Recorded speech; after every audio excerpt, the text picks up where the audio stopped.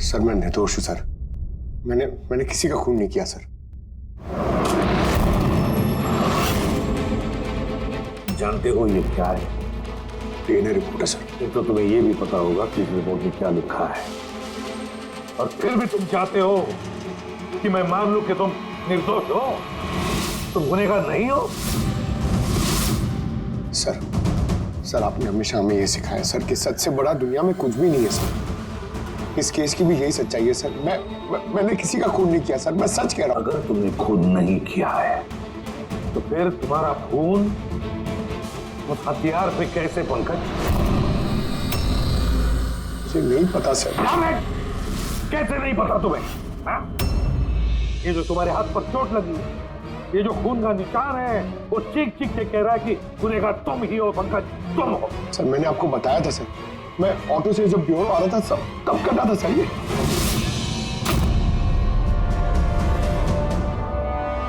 Sir ये भी हो सकता है कि कोई पंकज को फंसाने की कोशिश कर रहा हो। पंकज, इस आदमी ने तुम्हारा हाथ काटा था, शायद वही तुम्हारे खून का सैंपल लेके गया हो क्राइम सीन पे डालने के लिए। सर नहीं सर, सैंपल नहीं हो सकता उसके पास। उसने जैसे ही मेरा हाथ काटा था सर तो वो चला गया था और खून तुरंत नहीं आया था सर, थोड़ा टाइम लगा था। उसके पास मेरा सैंपल नहीं हो सकता सर। अगर तुम्हारा खून किसी ने नहीं किया तो फिर तुम्हारा खून क्राइम सीन पर सिर्फ एक ही तरीके से जा सकता है पंकज, और वो भी तब जब तुम वहां खून करने गए थे तब। ये क्या बात हुई सर? अगर पंकज को झूठ बोलना होता, हमें गुमराह ही करना होता तो ये बोल सकता था कि इसका सैंपल कोई लेके चला गया है, मगर इसने सच बोला। इसका सच कोई मायने नहीं रखता क्या सर? हाँ अभिजीत, सच बहुत मायने रखता है, लेकिन फिलहाल इस केस का सच यही है, इस खून का एक ही सस्पेक्ट है और वो है पंकज।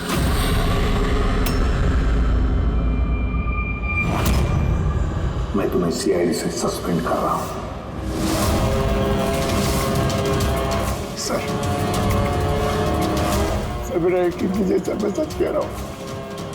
मैंने खून नहीं किया, मुझे मेरे पिताजी की कसम है सर। पंकज, तुम्हारी गन और बैच। सर एक बेटा अपने पिता के श्राद्ध के दिन उसकी झूठी कसम कैसे खा सकता है सर? मैंने तुमसे नहीं पूछा फ्रेडी। गन और बैच।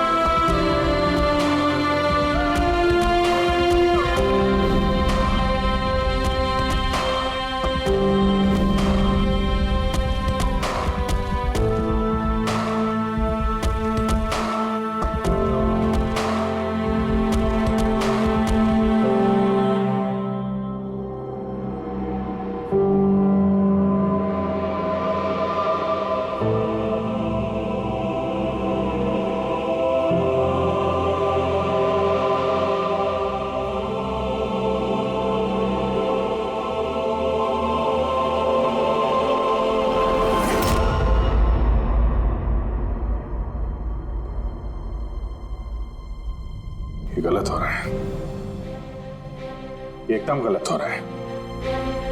नो ऑफेंस सर, लेकिन आप हम सब पे ऐसे हमेशा शक नहीं कर सकते। ये तुम क्या कह रहे हो अभिजीत? क्या गलत कहा मैंने? जब भी कभी किसी सीआईडी ऑफिसर के ऊपर झूठा इल्जाम लगता है, आप हम पे कभी भरोसा नहीं करते। तुम क्या बोल रहे हो अभिषेक? मुझे तुमसे ये उम्मीद नहीं थी। हमारी भी थोड़ी बहुत उम्मीद है सर आपसे।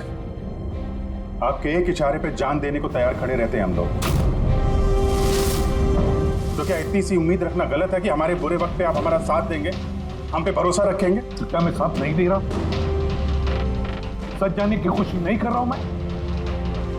सच के इस सफर में आपने कई बार हमारे आत्मसम्मान को चोट पहुंचाई है सर, हमारे फर्ज, हमारी वफादारी पे शक करके।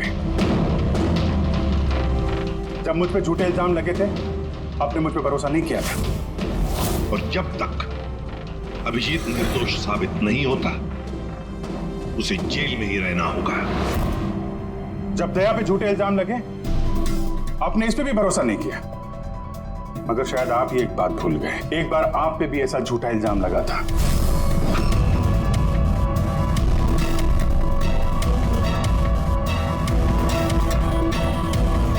उस वक्त हम में से किसी ने भी आप पे शक नहीं किया था, बल्कि एक मजबूत दीवार बनकर सामने डटे खड़े रहे थे ताकि आपके ऊपर आंच ना आ सके। तो क्या आप वो हमारी हिम्मत, वो ताकत नहीं बन सकते सर? अभिजीत, मुजरिम से भी ज्यादा खतरनाक होता है एक इमोशनल सीआईडी ऑफिसर। तुम इमोशनल बन गए हो अभिजीत। मैं तुम्हें इस केस से हटा रहा हूं।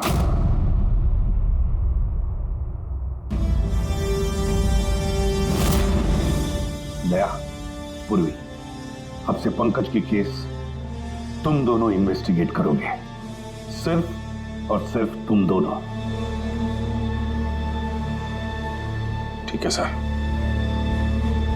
अब आपको मुझ पे इतना भी भरोसा नहीं रहा कि मैं इस केस को न्यूट्रल तरीके से देख पाऊंगा भी या नहीं। इतने साल की ड्यूटी का ऐसा मेडल तो किस्मत वालों को मिलता है। Thank you sir.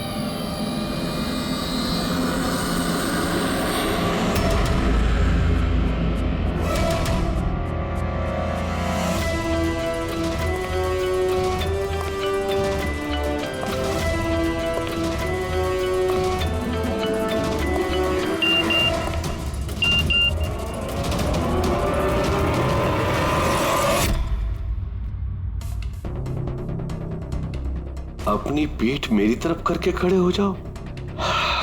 चलो ये भी करके देख लेते हैं।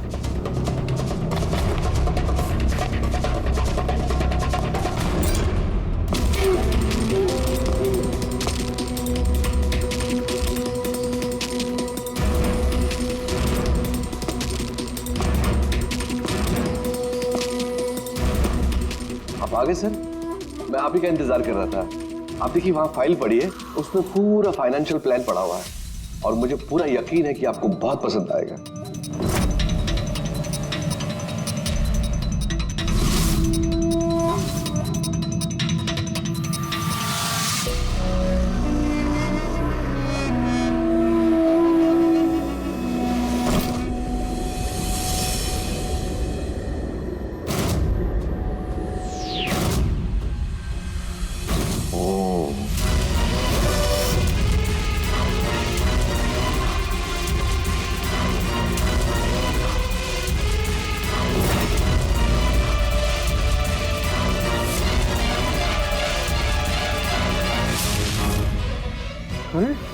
ये तो लकी है।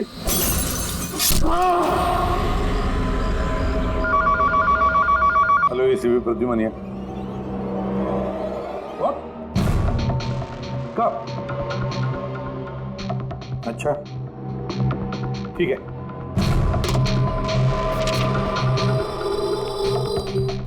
दया, अभिजीत, विक्रम विजय का खून हो गया। विक्रम विजय? वो हवाला कांड वाला सर? वही विक्रम विजय आज तक कानून से बच के भाग रहा था। आज उसका कत्ल हुआ उसके ही घर में। एक न एक दिन तो ये होना ही था सर, इतने सारे दुश्मन पाल रखे थे उसने।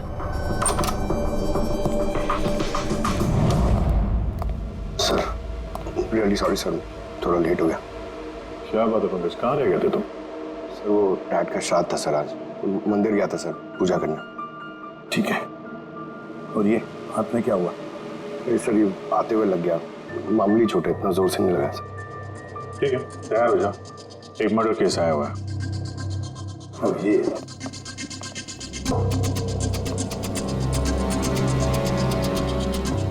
इसका मर्डर हुआ है विक्रम विजय का।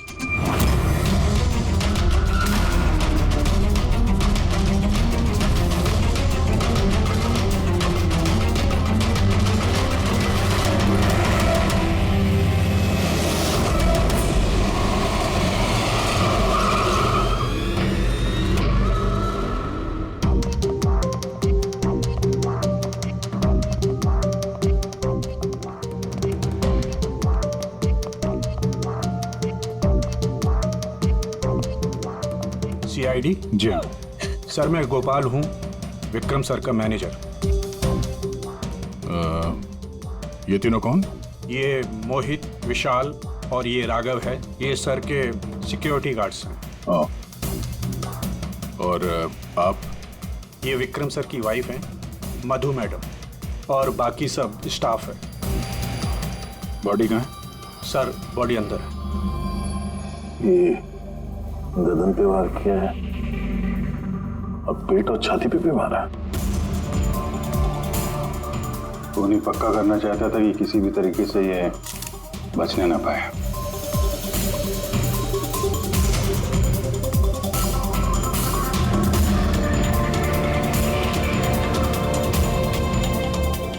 लगता है इससे हमला किया है इस पे।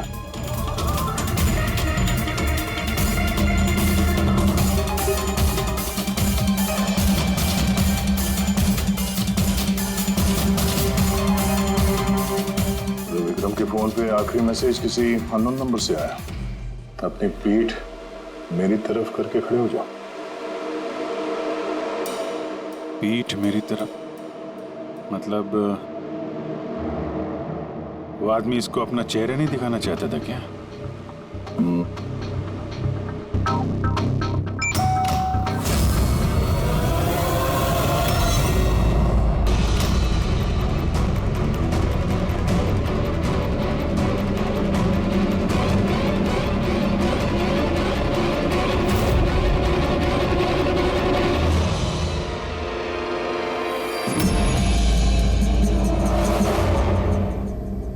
ये देखिए सर, उद्यान में से मुझे क्या मिला है?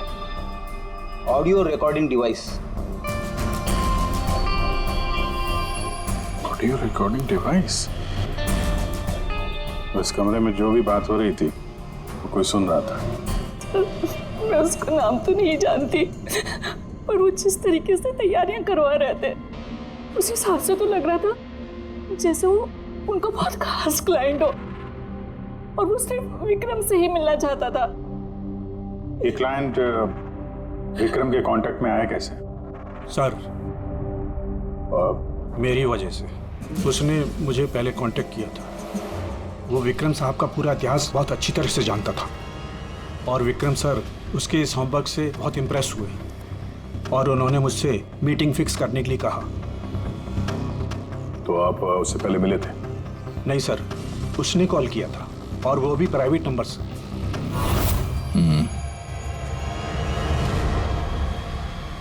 तो आप लोगों ने मीटिंग से पहले पूरी तैयारी कर ली थी? हाँ जी सर। उस कमरे को अच्छी तरह से चेक कर लिया था? हाँ। तो फिर ये ऑडियो की रिकॉर्डिंग डिवाइस ये कमरे में कैसे पहुंची? सर ये कहाँ से आया? फ्लावर में। फ्लावर पॉट में? वो तो तूने चेक किया था ना मोहित?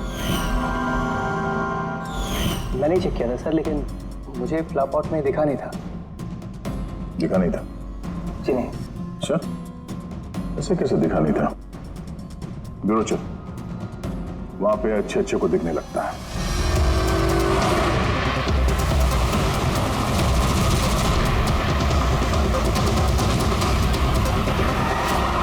मोहित पे नजर रखना। गोली मत चलाना। कैलाश सर? हाँ, कौन है ये? सीबीआई ऑफिसर है कैलाश जी। कैसे है सर? बढ़िया। क्या बात है सर, आपने अचानक रास्ता रोक लिया? अभिजीत, मुझे वो आदमी चाहिए जो तुम्हारी सीआईडी की गाड़ी में बैठा है। मोहित? वो हमारा मुजरिम है सर, हम उसे ब्यूरो ले जा रहे हैं इंटरोगेट करने के लिए। नहीं अभिजीत, वो मुजरिम नहीं है, एक सीबीआई अफसर है। क्या करें आप? ये मोहित सीबीआई ऑफिसर है? मगर सर ये तो वो गार्ड की नौकरी कर रहा था विक्रम के। दिखावा, सच को छिपाने के लिए। कैसा सच? मोहित एक अंडरकवर है और मेरे कहने पर वहाँ ड्यूटी कर रहा था, और मेरे कहने पे ही उसने विक्रम के वहाँ वो रिकॉर्डिंग डिवाइस लगाई थी, और इसीलिए कुछ भी बताने से मना कर रहा था ये। अंडरकवर मर जाएगा मगर प्रोटोकॉल नहीं तोड़ेगा। नहीं ठीक है सर, वो एक्चुअली थोड़ी बहुत पूछताछ करनी पड़ेगी, खून का मामला है। जस्ट जनरल बातचीत। और हमें वो ऑडियो रिकॉर्डिंग मिल सकती है सर? हम जानना चाहते हैं कि खूनी और विक्रम के बीच क्या बात हुई थी। आप आ गए सर? मैं आप ही का इंतजार कर रहा था। आप देखिए वहां फाइल पड़ी है, उसमें पूरा फाइनेंशियल प्लान पड़ा हुआ है और मुझे पूरा यकीन है कि आपको बहुत पसंद आएगा। ये नोट तो नकली है। सर ऐसा लगता है कि विक्रम विजय खूनी को जानता है, इसलिए खूनी ने उसे अपना चेहरा देखने ही नहीं दिया। और जैसे ही विक्रम को पता चला कि जो पैसे उसे दिए गए हैं वो नकली हैं, खूनी ने उसे मार दिया और बैग लेके चला गया। एक काम करते हैं, इस मोहित से अंडरकवर कॉप से पूछताछ करते हैं। सॉरी सर, ये केस अभी तक बंद नहीं हुआ, इसलिए अगर मैं आप लोगों को कुछ भी और बताता हूँ तो वो प्रोटोकॉल का उल्लंघन होगा, विच आई डोंट वांट। देखो मोहित, मैं तुम्हारे प्रोटोकॉल की इज्जत करता हूँ, मगर कोई तो ऐसी चीज होगी ना जो तुम्हारी इन्वेस्टिगेशन के दौरान तुम्हें मिली हो, मगर तुम्हारे प्रोटोकॉल के दायरे में होने के बावजूद भी तुम हमें बता सकते हो। कुछ तो बताओ जिसके जरिए हम खूनी तक पहुंच सके। मैं आप लोगों को केवल इतना बता सकता हूँ कि पिछले काफ़ी सालों से सीबीआई इस विक्रम विजय के पीछे लगी हुई थी। आज से 15 साल पहले, सन 2002 में सीबीआई ने एक अंडरकवर ऑफिसर को भी विक्रम विजय के पीछे लगाया था, कुछ खास सबूत इकट्ठा करने के लिए, लेकिन कुछ हासिल नहीं हुआ और अनफॉर्चुनेटली हमारे वो ऑफिसर मारे गए। एक मिनट, नाम क्या था इस ऑफिसर का? इंस्पेक्टर अधिराज।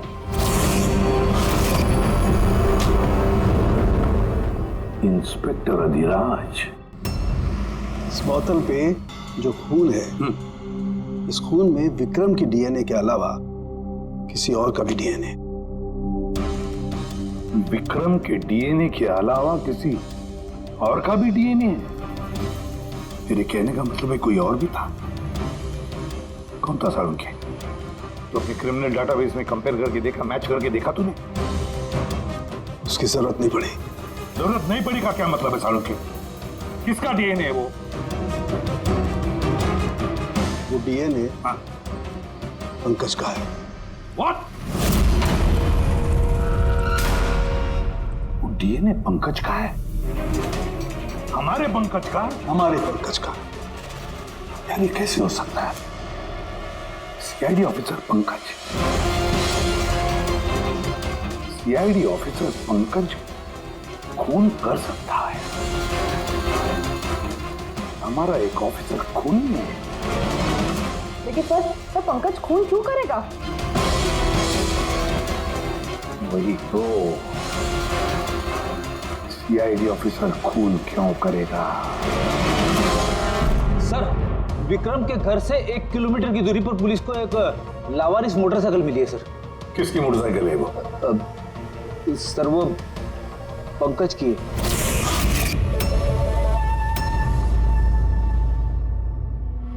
लगा मुझे। क्या मतलब? पंकज की बाइक पड़ी है वहां पे और आप लोगों को हैरानी नहीं हुई?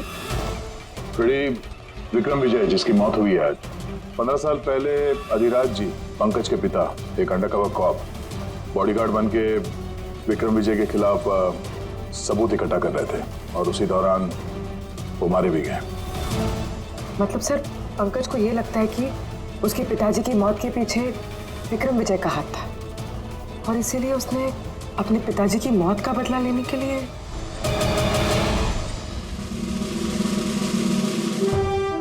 पंकज कहाँ है?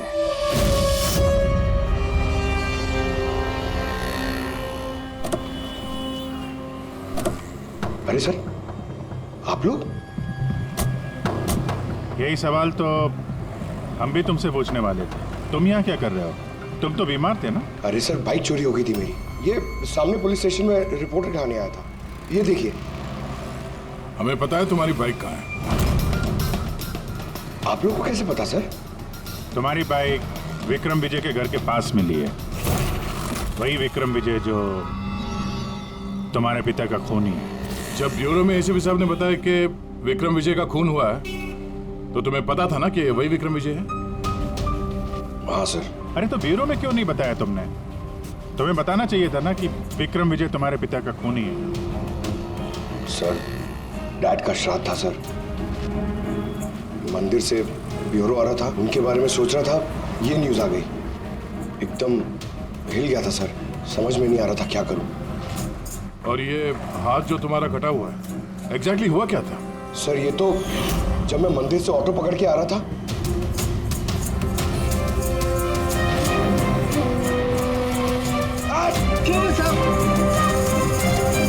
तो एक अनजान आदमी ये घाव देके चला गया, यूं ही बेवजह। सर, मैं जानता हूँ यकीन करना थोड़ा मुश्किल है, लेकिन सच यही है सर। पंकज यार, तुम तो हमेशा बाइक पे ब्यूरो आते थे ना, अचानक ऑटो में कैसे आया? अचानक नहीं सर, मेरी बाइक तो 2 दिन से खराब पड़ी है। तो तुम्हारी खराब पड़ी हुई बाइक कोई लेकर गया, उसने उसे रिपेयर करवाया और ठीक होने के बाद उसे एक लावारिस जगह पे छोड़ दिया।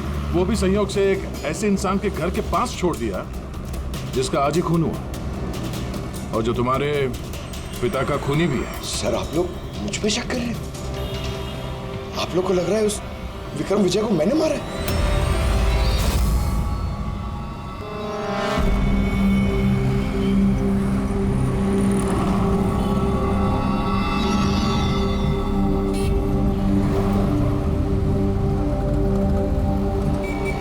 अगर ये पंकज अपने घर से विक्रम के घर पे गया होगा तो वो यहाँ इस जंक्शन से गुजरा होगा।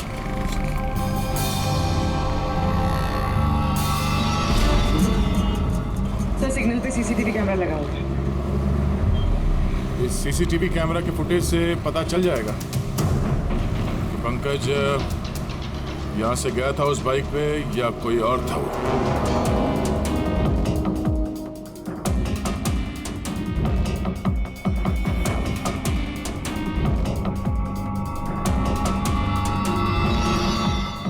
एक मिनट रिवाइंड करना, पॉज कर। सर, ये देखिए कि पंकज की तरह नहीं लग रहा है। बाइक का नंबर है XYA 4784। सर, पंकज की बाइक का नंबर भी यही है। पूर्वी, ये पंकज इतनी लापरवाही तो नहीं कर सकता कि एक जुर्म करने के लिए जाते वक्त सड़क पे एक और जुर्म करे, सिग्नल तोड़ने का।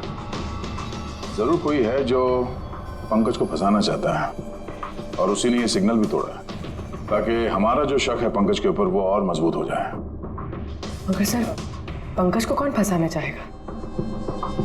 शायद इसका कोई पुराना दुश्मन। सर, मेरा ऐसा कोई पुराना दुश्मन नहीं है जो मुझे फंसाने के लिए ऐसी साजिश रचेगा। सर, पंकज, दिमाग पे जोर डालो, कोई तो होगा। नहीं सर, अगर तुम्हारा कोई दुश्मन नहीं है तो फिर ये खून तुमने ही किया है। तुमने अपने पिताजी की मौत का बदला लेने के लिए, और वो भी उनकी बरसी के दिन।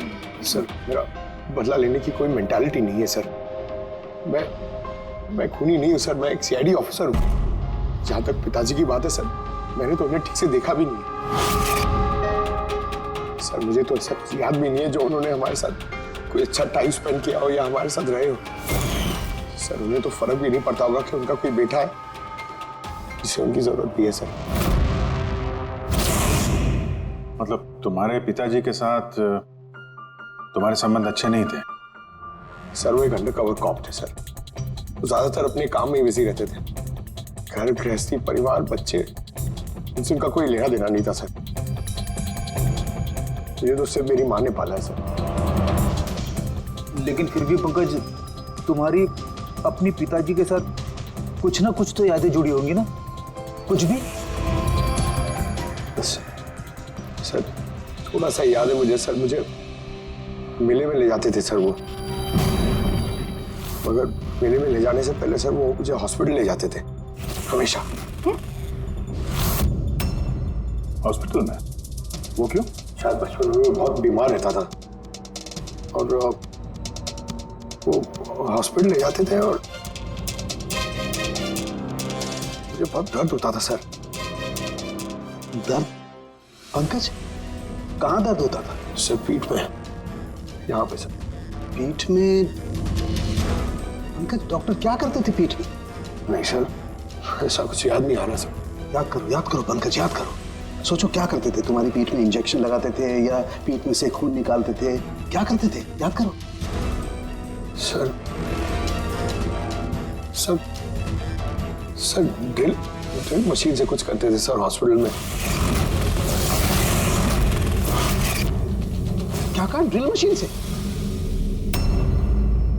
और उसके बाद तुम्हें पीठ में दर्द होता था? बहुत दर्द होता था सर। मैं हफ्तों तक सीधे बैठ भी नहीं पाता था। और फिर घर जाने के बाद तुम्हें नींद सी आती थी? कुछ अजीब सा लगता था? चक्कर आता था?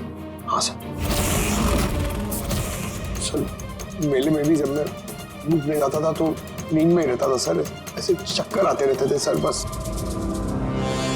लेकिन सर इस बात का इस केस से क्या लेना देना? लेना देना है बस। मुझे लगता है इसके पिताजी ने इसकी बहुत छोटी उम्र में इसका बोन मैरो डोनेट करवा दिया था। लेकिन सर बच्चों का बोन मैरो डोनेट करवाना तो गैरकानूनी है ना? गैरकानूनी है, लेकिन मुझे लगता है बॉस पैसे की वजह से या किसी भी और वजह से उस डॉक्टर ने इसके पिताजी के लिए ये सब कुछ किया था। वो ठीक है सर, लेकिन मेरी समझ में अभी भी ये नहीं आ रहा है कि इस बात का इस केस से क्या कनेक्शन है? कनेक्शन ऐसे है पूर्वी कि कई बार जब बोन मैरो डोनेट किया जाता है तो जिसे बोन मैरो डोनेट किया जा रहा है उस व्यक्ति को ह्यूमन काइमेरिज्म हो जाता है। ह्यूमन काइमेरिज्म?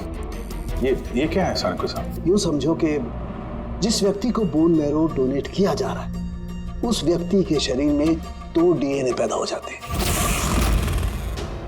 एक डीएनए वो जो उसका खुद का है ओरिजिनल, और दूसरा डीएनए वो जो बोन मैरो जिसका ट्रांसप्लांट हुआ है उसका। तो मतलब सर पंकज का बोन मैरो जिसे मिला शायद उसके खून में भी ये पंकज का डीएनए शामिल है। Exactly that. बस मुझे लगता है कोई बहुत ही खास होगा वो जिसके लिए पंकज के पिताजी ने ये सब कुछ किया। कोई ऐसा खास आदमी जो पंकज के पिताजी इंस्पेक्टर अधिराज के बहुत ही करीब था और उसकी मौत का बदला लेने के लिए उसने ये खून कर डाला। पर कौन?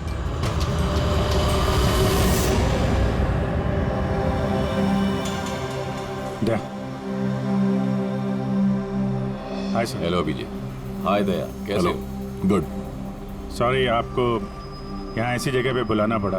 अभिजीत, जो इन्फॉर्मेशन तुमको चाहिए थी वो ना तो सीआईडी ऑफिस में दी जा सकती थी और ना मेरे ऑफिस में। थैंक यू सर आपकी मदद के लिए। पंकज एक ईमानदार ऑफिसर है सर, और आपकी मदद से शायद हम उसकी बेगुनाही साबित कर पाए। अभिजीत, तुम्हें याद है एक खतरनाक मुजरिम था राका, उसको पकड़ने में तुमने मेरी मदद की थी, तो समझ लो मैं उसी का बदला चुका रहा हूँ। दोस्ती में बदले नहीं चुकाए जाते सर। एक्चुअली हमें पंकज के पिता इंस्पेक्टर अधिराज जी के बारे में जानकारी चाहिए, जितनी भी आप दे सकें। आपने काम किया है ना इंस्पेक्टर अधिराज के साथ? हाँ दया, अधिराज बहुत ही ईमानदार अफसर था और बहादुर भी। मुझे तो ये कहने में गर्व होता है कि हमने एक साथ काम किया। सर एक्चुअली हमें ये पता करना था कि उनके अंडरकवर मिशन के दौरान उनके कभी किसी से कोई खास रिश्ते बने थे। I mean, कोई नया परिवार, ऐसा कुछ। अभिजीत, ये जो अंडरकवर की दोहरी जिंदगी होती है, मुश्किल होता है जीना। एक पुलिस वाला भी तो इंसान ही होता है ना, और उसे भी वो चौकट कभी कभी नहीं लगनी चाहिए जो वो लांग गए। मतलब उनको भी किसी से प्यार हुआ था? उनका कोई दूसरा परिवार भी था? हाँ, अधिराज की दूसरी पत्नी बच्चे को जन्म देने के बाद गुजर गई। ओह, और अधिराज जी की मौत के बाद इस दूसरे बच्चे का क्या हुआ?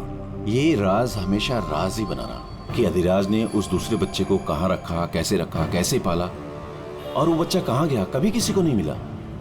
और ये जो बच्चा है दूसरी शादी से, क्या उम्र रही होगी उसकी? ये पंकज से कोई 2-3 साल बड़ा होगा। शादी पंकज की माँ से पहले हुई थी, पर बच्चा दूसरी बीवी से पहले हुआ था। शायद उसे कोई बीमारी होगी जिसकी वजह से अधिराज जी ने पंकज का बोन मैरो उसे दिलवाया होगा। और अपने पिता की मौत का बदला लेने के लिए खून शायद पंकज के सौतेले भाई नहीं किया। पर अब सवाल ये उठता है कि पंकज का ये सौतेला भाई है कौन और अभी कहाँ है? मुझे कुछ अंदाजा हो रहा है कि क्या हुआ होगा उसके साथ। कैलाश जी, हमें एक मदद और चाहिए। इस अंडरकवर मिशन के दौरान और कौन कौन लोग थे आपके साथ, उन सब की जानकारी चाहिए, और अधिराज जी की पूरी कुंडली भी। अभिजीत, ये जरा मुश्किल होगा। जानता हूँ सर, ये थोड़ा मुश्किल है, लेकिन किसी की बेगुनाही साबित करनी है, और आप यकीन रखिए सारी इंफॉर्मेशन हमारे बीच में रहेगी बस। ओके। अरे यार, और कितना इंतजार करना पड़ेगा? ये लोग टाइम पे आते क्यों नहीं?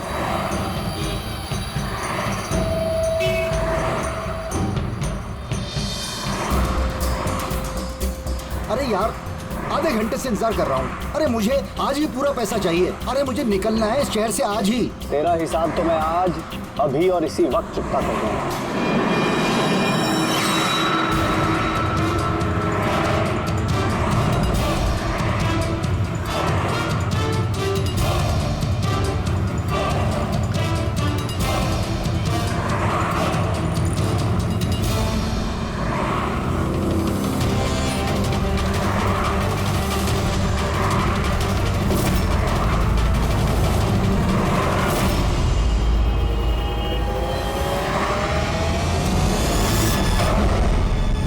अकाउंट सीआईडी बंद करेगी। ये सर के सिक्योरिटी गार्ड्स हैं। नहीं अभिजीत, वो मुजरिम नहीं है, एक सीबीआई अफसर है।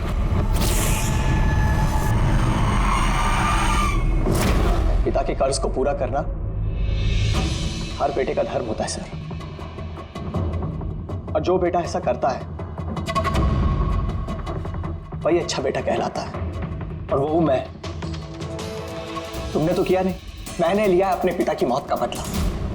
देखो मोहित, तुम दोनों के पिताजी इंस्पेक्टर अधिराज एक नेक, ईमानदार और बहादुर इंस्पेक्टर थे। क्या लगता है तुम्हें, उन्हें तुम जैसे मुजरिम बेटे पर गर्व होगा या पंकज जैसे ईमानदार सीआईडी ऑफिसर पर? तो सच बात तो यह है कि पिताजी को हमेशा से इस पंकज पर गर्व था, और प्यार भी वो इससे ही ज्यादा करते थे। मुझे तो उन्होंने अनाथ आश्रम में डाल दिया था सर, ताकि उनके दूसरे परिवार पे कोई आंच ना आ सके। वो ये बात बताती तो हमारे पास आई क्यों नहीं? मैं तो भाई हूं तुम्हारा यार, हम दोनों मिलकर पकड़ते विक्रम को, और कानून के रास्ते। नहीं चाहिए थी मुझे तुम्हारी मदद। हमारे पिताजी के कातिल को कैसे पकड़ना है और कैसे उससे बदला लेना है, ये सारी प्लानिंग मैंने कर रखी थी सर, बहुत सालों से। और यही कारण है कि मैं सीबीआई ऑफिसर बना, और ठीक हमारे पिताजी की तरह ही एक अंडरकवर ऑपरेशन पे गया विक्रम विजय के खिलाफ। लेकिन इस बार उसे सजा दिलवाने के लिए नहीं सर, बल्कि उसे खत्म करने के लिए। एक सीबीआई ऑफिसर होकर भी तुमने जुर्म किया। तुम जैसे लोगों की वजह से ही लोग कानून पर विश्वास करने से कतराते हैं। इस काम में केतन ने तुम्हारी मदद की थी ना? हाँ सर, केतन भी मेरे पिताजी के साथ काम करता था। वो भी एक अंडरकवर कॉप था। उसी ने मुझे सब कुछ बताया और उसके बताने से ही मुझे पता चला कि बचपन में मेरा एक ऑपरेशन भी हुआ था। और जब तुम्हें पता चला कि तुम्हारे खून में 2 डीएनए, एक तुम्हारा दूसरा मेरा, तो तुमने खून करके मुझे ही फंसा दिया। हाँ, और इसीलिए मैंने अपना खून बहाकर उस हथियार पे डाल दिया था और उसके बाद तुम्हारा हाथ काटा ताकि एक तीर से 2 निशाने लग जाए। मेरे दोनों दुश्मन, हमारे पिताजी का कातिल वो विक्रम विजय। हेलो कैलाश सर, मैंने विक्रम विजय के रूम में ऑडियो डिवाइस लगा दिया।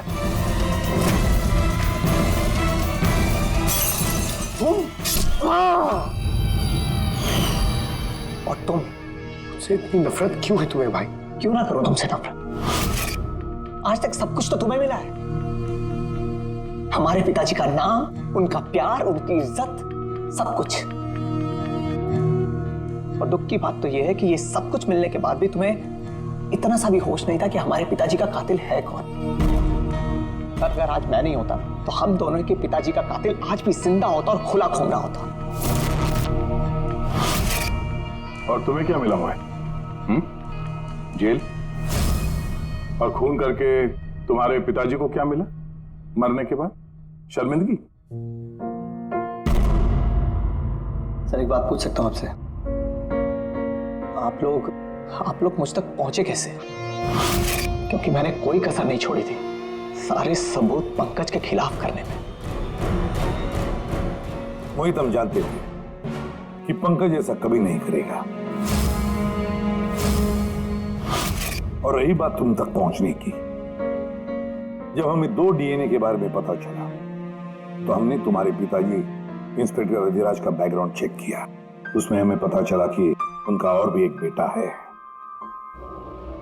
तुम। और फिर बस हमने उस बेटे की पूरी कुंडली निकाली, मतलब तुम्हारी। और फिर सारा मामला समझ में आ गया। बहुत गलत किया तुमने मोहित, बहुत गलत किया। कानून तुम्हें कड़ी से कड़ी सजा देगा, शायद उम्र कैद या फांसी।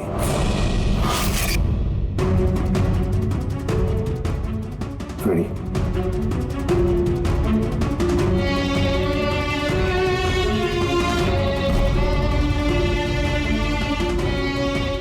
Ready sir.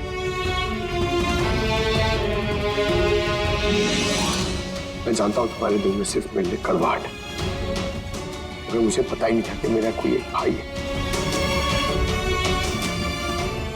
मुझे नहीं मालूम कि तुम्हारे साथ क्या होने वाला, मगर तुम एक बात हमेशा याद रखना, मैं तुम्हारा इंतजार कर रहा हूं। I'll wait for you.